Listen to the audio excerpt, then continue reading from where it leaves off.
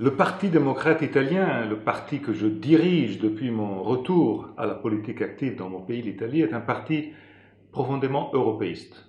L'Europe est au cœur de notre travail, de nos idées, de nos perspectives. Elle sera au cœur de cette campagne électorale.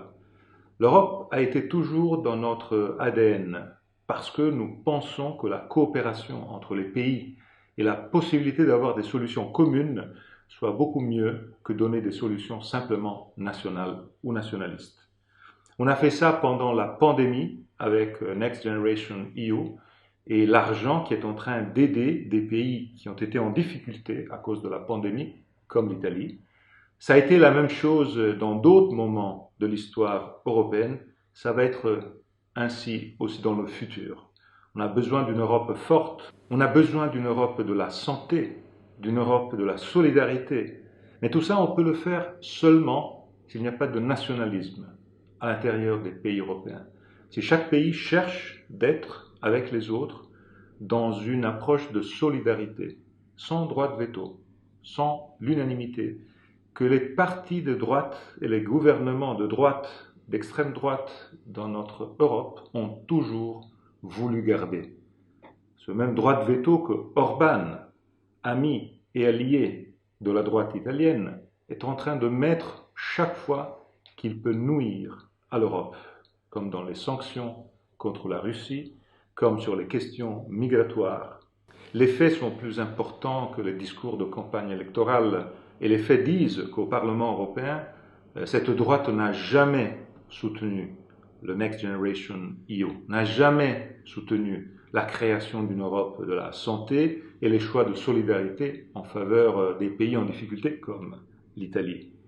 Cette droite a voté contre tous les choix importants qui ont été faits contre le réchauffement climatique. Cette droite a même voté contre le traité du Quirinale, le traité de l'entente italo-française qui a mis la relation entre la France et l'Italie au même niveau de la relation entre la France et l'Allemagne.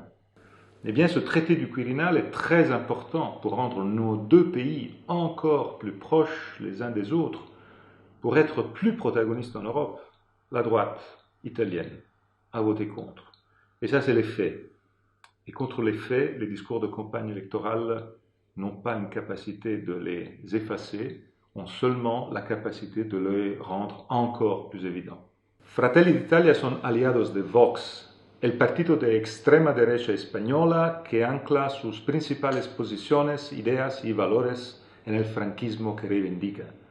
Vox, como todos sus aliados de extrema derecha en Europa, consideran la Unión Europea una amenaza para la soberanía de sus países y sus programas persiguen poner fin a la integración europea. Se oponen a cualquier proyecto federalista europeo y a una mayor integración. Vox, como sus aliados de extrema derecha en el resto de Europa, representan el ultraconservadurismo, el negacionismo del cambio climático, el ultranacionalismo, el anti-inmigración, el anti-LGBTQI.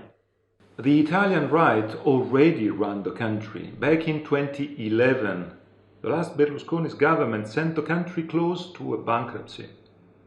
We needed years and years of sacrifices to overcome this dramatic situation. The Italian citizens remember very well them. As usual, the Italian right is playing the scapegoat role, is playing the victim card.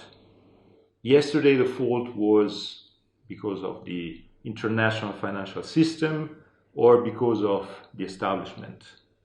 Today is the international press, the foreign press, just because they are doing their job. We will keep fighting to convince the Italian voters to vote for us and not for them. To vote for an Italy that will be in the heart of Europe.